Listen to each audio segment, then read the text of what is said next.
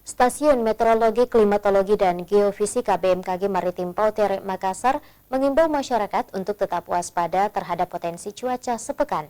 Pasalnya, curah hujan dengan intensitas sedang hingga lebat diprediksi masih akan terjadi. Cuaca di sebagian besar wilayah di Sulsel terpantau masih didominasi berawan dan beberapa daerah hujan ringan dan hujan sedang. Namun demikian, Kantor Stasiun Meteorologi, Klimatologi, dan Geofisika BMKG Maritim Pautere, Makassar mengimbau untuk tetap waspada terhadap kondisi cuaca sepekan. Sebab mulai tanggal 12 dan 18 diperkirakan akan hujan dengan intensitas sedang sampai lebat.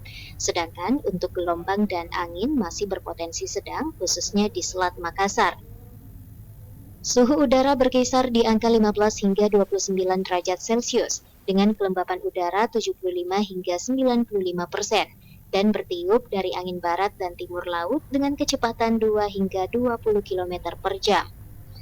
Cuaca untuk 1 minggu ke depan untuk wilayah Makassar dan sekitarnya akan berpotensi hujan ringan hingga hujan lebat, khususnya di wilayah Makassar dan sekitarnya.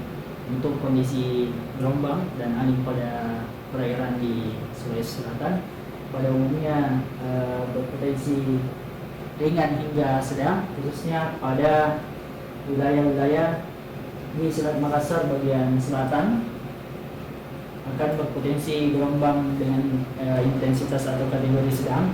Begitupun untuk wilayah Bone bagian selatan, karena sudah memasuki angin yang cukup kencang dari arah barat, makanya akan berpotensi ketinggian gelombang hingga mencapai 2 meter sampai luasnya meter.